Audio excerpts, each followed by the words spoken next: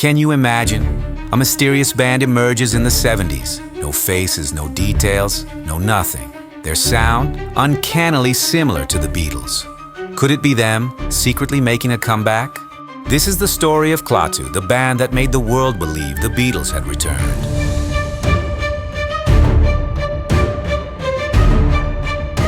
The 70s were a golden age for music. LPs at their peak, radios playing non-stop, and fans longing for any sign of the Beatles. After disbanding in 1970, the Beatles left a void in the music scene.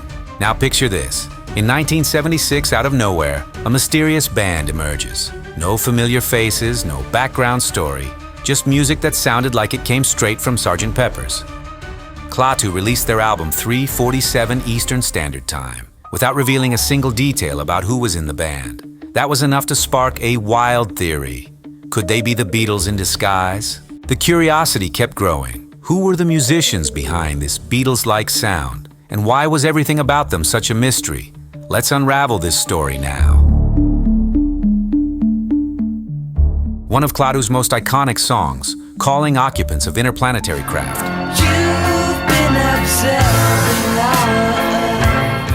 features psychedelic melodies, stunning arrangements, and a dash of sci-fi. It sounded so much like the Beatles that many started to believe it was the work of John, Paul, George, and Ringo. Why? Because the style bore an uncanny resemblance to the work of George Martin, the legendary producer behind the Fab Four. The song Sub Rosa Subway reportedly as far as Washington had arrangements and vocals so similar to Paul McCartney that many fans refused to believe it wasn't him. Even the music press joined in, comparing Klaatu's style to the Beatles, further fueling the enigma surrounding the band. Interestingly, it all began with a simple newspaper article that turned a coincidence into a theory that spread worldwide. Can you imagine the impact that had? In 1977, Steve Smith, a journalist for the Providence Journal, dropped a bombshell on the music world. In his article, he claimed that Klaatu might actually be the Beatles in disguise. But he didn't stop there. Smith presented evidence to support his theory, the striking similarities in sound, the complete mystery surrounding the band members, and the fact that Klaatu didn't perform live or give interviews. It was the perfect fuel for conspiracy theories to catch fire.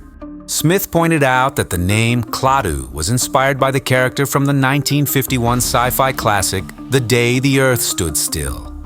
To him, this was exactly the kind of thing the Beatles would do, given their love for pop culture references. On top of that, the band's psychedelic and experimental sound seemed to align perfectly with the theory, making it even more compelling. Now imagine a Beatles fan in 1977 still longing for the band's return, stumbling upon this article. It was like pouring gasoline on an open flame. Within weeks, the theory spread like wildfire. Many fans wanted to believe the Beatles were back, even if it was under a different name. As if the article wasn't enough, other curious details began to surface, making the mystery even more intriguing. The enigma only deepened. The album's level of refinement was so exceptional that many believed only someone highly experienced could be behind it. Suspicion naturally fell on George Martin, the legendary producer of the Beatles. Some songs seem to hide enigmatic messages, almost like secret codes for fans.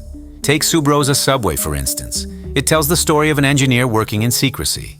Coincidence or an intentional tease? Some tracks featured effects and harmonies that felt like a natural extension of albums like Revolver or Abbey Road. For die-hard fans, the connection seemed almost undeniable.